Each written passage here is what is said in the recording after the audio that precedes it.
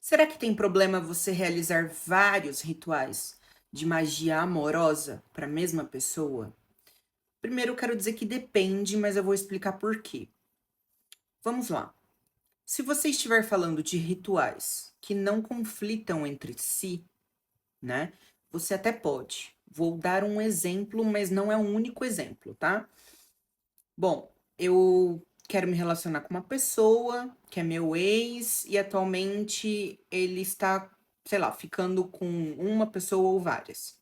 Então eu posso fazer, por exemplo, o afastamento de rival, posso fazer para ele voltar e também para quando ele voltar, ele ficar mais amorosinho, né? Ficar mais doce, eh, mais debaixo da minha asa, não querendo largar, enfim. Então posso fazer ali, então, esses 3 rituais.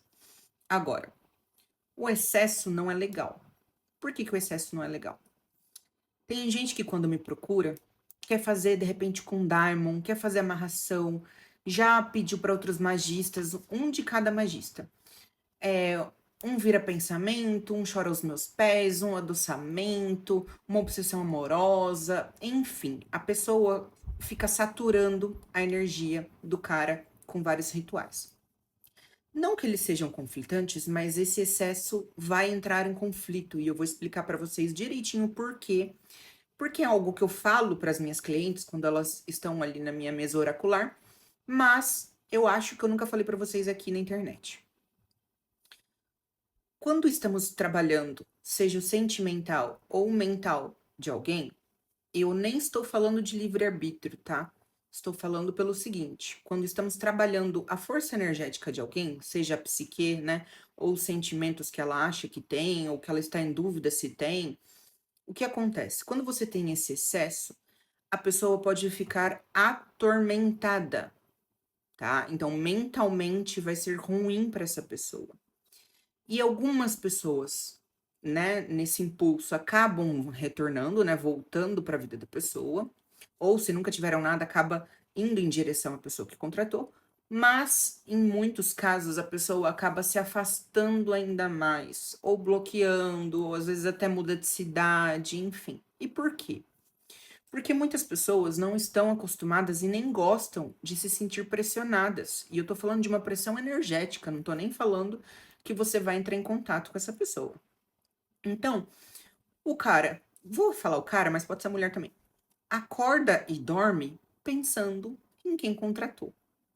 O que que isso acontece na vida da pessoa? Bom, ele começa a pensar: por que eu tô pensando demais nela? O que tá acontecendo? Então, num primeiro momento, isso é bom. Quando tá ali no primeiro, segundo ritual. Só que com esse excesso, ele começa, vai comer um pão, lembrar dela, vai mijar, lembrar dela, vai, sei lá, acampar, lembrar dela, vai trabalhar, lembrar dela. Tudo que ele vai fazer, ele fica pensando na pessoa. Isso começa a causar uma irritabilidade nessa pessoa. Ele fala: mas que inferno, não quero mais saber, não aguento mais pensar nessa pessoa, vou bloquear. Eu vou aceitar lá como fala? Minha promoção lá em outra cidade, eu vou embora, eu não quero mais olhar pra cara dessa pessoa, não aguento mais pensar nessa pessoa. Então, tem gente que acaba realmente se esgotando, porque é um roubo energético, né? A pessoa fica ali mentalmente, sentimentalmente, 24 horas pensando e tal. Então, assim, principalmente quando envolve ali também alguns tipos de rituais, quiumbas, que vão ficar ali atormentando a vida da pessoa, tipo: vai lá", né, tipo, liga pra ela, fala com ela, você precisa dela, obsessões sexuais, então o cara fica, né, fazendo coisas que eu não vou falar aqui, pensando em você, manifestando você e tal. Então, assim, isso acaba deixando o cara biruleibe, deixando o cara piradinho.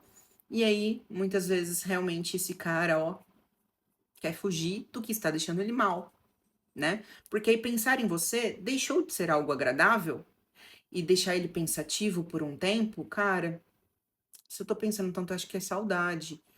Eu acho que eu preciso voltar a falar com ela, eu acho que eu preciso dar uma chance.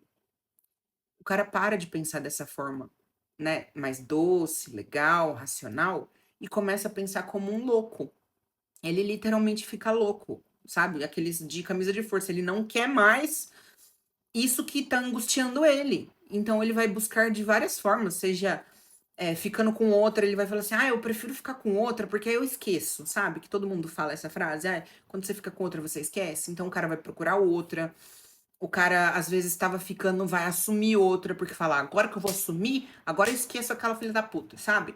Então assim, eh, quando você tem um excesso de alguma coisa, não é legal, porque realmente estraga. Gente, o veneno de um escorpião, de uma aranha, de uma cobra, ele serve tanto para o veneno, né, para matar alguém, quanto para cura. Então, a dose certa que é o adequado. Tudo depende da dose. Só que qual o problema? As pessoas não esperam acontecer. Tem gente que não faz 15 dias, 20 dias que fez um ritual. E aí ela acha que a gente não vai saber e tal, e também nem é da nossa conta, ela vira as costas aqui comigo e vai lá no outro magista contratar um ritual que não tem nada a ver com a paçoca. Aí a pessoa entra aqui no TikTok, nessas lives aí que são absurdas e são tudo golpe de ritual em live, né, de TikTok, e acaba dando nome lá, e o cara bota o nome dela numa cabeça de cera junto com mais 50 pessoas que estão pagando, né, R$ 10 ali na live. Então, assim, a pessoa faz uma mistureba energética tão grande que não só o cara, né, o alvo ou a mulher vai ficar trelelê das ideias, mas quem contratou também. Primeiro porque a pessoa começa a ter um hiperfoco, mas isso é a mente, não quer dizer que é o ritual. A mente da pessoa começa a criar um hiperfoco. Eu vou fazer de tudo para ele me querer ou voltar para mim. Então a pessoa começa, ali tem um, sei lá, R$ 10 uma magia, vou lá.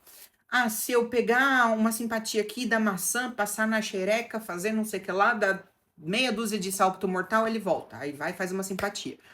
Aí vai e contrata outro magista. Ah, eu acho que eu não fiz ainda com Diamond. Vou lá contratar a Diamond. Ah, eu não fiz ainda, sei lá, amarração com Hecate. Vai lá e faz. Então a pessoa, nesse hiperfoco, quem não esquece e fica bitolada é a pessoa que tá contratando, mas também a outra pessoa, quando feito da forma adequada, vamos supor que ela pega ali nesse meio do caminho magistas bons, que realmente sabem o que estão fazendo. Vai dar merda. O cara vai ficar, ó, trelelê. Então, assim, pode voltar? Pode, mas já volta maluquinho, né? Mas também pode não voltar. E, tipo, nunca mais. Justamente porque ela usou tanto, né?